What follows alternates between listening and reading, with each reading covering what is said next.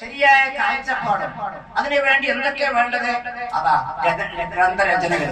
എന്തിനേറെ ഒരു മുസ്ലിമീങ്ങൾ എങ്ങനെ ജീവിക്കണം, അതിനുവേണ്ടി അവരെ ആ പരലോക ബോധം ഉണ്ടാക്കാൻ വേണ്ടി അദ്കാറുകൾ ഇതൊക്കെ ജമഅത്ത് എല്ലാ ആവശ്യത്തിനനുസരിച്ച് പിന്നെ അതല്ലേ പൊന്നാനുമായി ചെയ്ത് അത് തന്നെ അന്വേഷണം ചെയ്തത്. അങ്ങനത്തെ ഒരാളെ കാണാൻ സാധിക്കുമോ പണ്ഡിത ലോകത്ത്? വളരെ കുറവാണ്, അപൂർവം. അത്രയും വലിയ മഹാനാ ആര്? എം ഉസ്താദ്. ആ എം ഉസ്താദിനെ നാം സ്നേഹിക്കണം. ആ എം ഉസ്താദ് അത് മാത്രം രചനാർത്ഥം മാത്രമല്ല ചെയ്തേ, അത് പഠിപ്പിക്കാൻ വേണ്ടി, അത് പഠിക്കാൻ വേണ്ടിയും എന്റെ കാലശേഷവും അതോടെ സ്ഥായിയായി നിൽക്കണം. അതിനുതകുന്ന ഒരു സ്ഥാപനം ഉണ്ടാക്കി. ആ സ്ഥാപനത്തിന് അനേകം സന്തതികൾ പണ്ഡിതന്മാര് രംഗത്ത് വന്ന് ആ ലോകത്തിന്റെ പല ഭാഗങ്ങളിലും ദീനി സേവനങ്ങൾ ചെയ്തുകൊണ്ടിരിക്കുന്നുണ്ട്. അപ്പോ അതിന്റെ സലുകാലവും അതേപോലെ തന്നെ ഈ മഹാന്മാരുടെ ആണ്ട് നേർച്ചയും ഈ 20-21 ആ തീയതി നടക്കുകയാണ്. ആയതുകൊണ്ട് എല്ലാവിധ സഹകരണവും അഭ്യർത്ഥിച്ചുകൊണ്ട് എന്റെ വാക്കുകൾ ഞാൻ ഉപസംഹരിക്കുന്നു. പിന്നെ ഒരു കാര്യം വിട്ടുപോയി. ഈ മാസം മഹാനായ ആത്മീയ ലോകത്ത് കത്തിച്ചൊടിച്ച സൂര്യ തേജസ്സായി കൊണ്ട് കത്തിച്ചൊടിച്ച ഷെയ്ഖ് അബ്ദുൽ ഖാദർ ജീലാനി മൂപ്പരെ സ്മരിക്കപ്പെടുന്ന ഒരു മാസമാണല്ലോ. ചെറിയൊരു മൂപ്പരെ പറ്റി ചെറിയൊരു കാര്യം പറഞ്ഞുകൊണ്ട് ഞാൻ അത് അവസാനിപ്പിക്കാം. മൂപ്പരെ പറ്റി പറയുന്ന 30 വർഷക്കാലം പഠിക്കാൻ വേണ്ടി മൂപ്പര് 30 വർഷം. അപ്പൊ നോക്കാം, കണ്ടില്ലേ, എന്നിട്ട് പല കള്ളത്തൊരീക്കത്തുകാരും രംഗപ്രവേശനം ചെയ്തിട്ടുണ്ട്.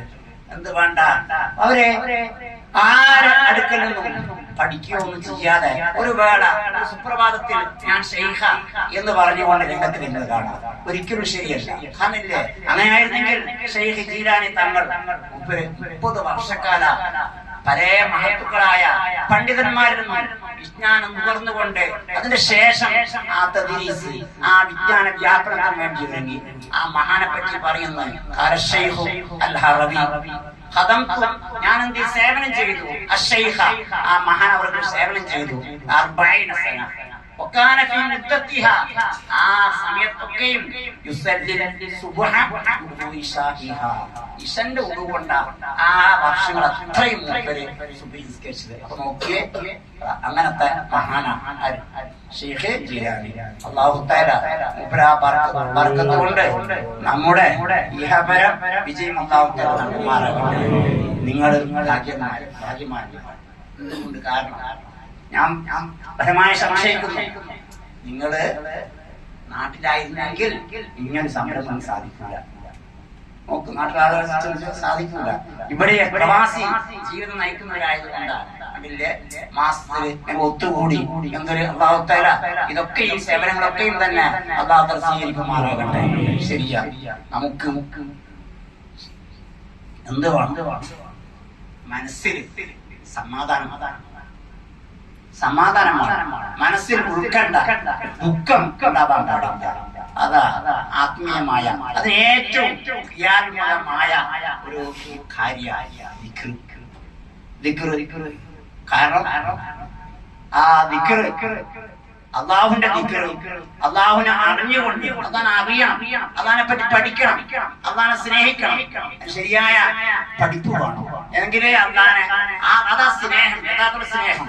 മറ്റേ കണ്ണിന് ഇഷ്ടപ്പെട്ടത് സ്നേഹിക്കുക, സ്നേഹമല്ല വികാരം. ശരിയല്ല, നമുക്ക് നമ്മള് ഭാര്യമാരെ സ്നേഹിക്കുന്നുണ്ട്, അത് വികാര. മക്കളെ സ്നേഹിക്കുന്നുണ്ട്, വികാര. അള്ളാഹും റസൂലും അങ്ങനല്ല പറയില്ല, അറിഞ്ഞുകൊണ്ടാണ് സ്നേഹം. അതാ ശരിയായ സ്നേഹം. സ്നേഹം എന്നതല്ലേ, അതാ ഇഷ്ടപ്പെട്ട ഒരു സാധനത്തോട് മനസ്സിലുണ്ടാകുന്ന രാഗ സ്നേഹം. അപ്പോ അറിയണം.